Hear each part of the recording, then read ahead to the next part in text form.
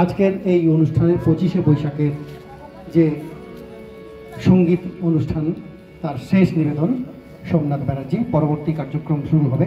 শেষ গান সোমনাথ ব্যানার্জির গাওয়া রবীন্দ্রসঙ্গীত।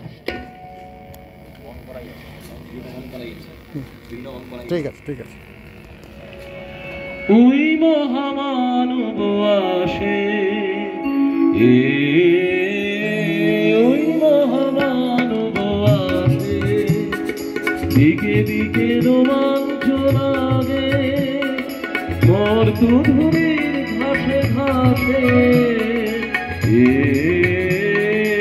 ওই মহামানব আসে আসে, হয়ে গেল ভগ্ন উদয় শিখরে যাবে মাঘ জীবনের আশ্বাসে।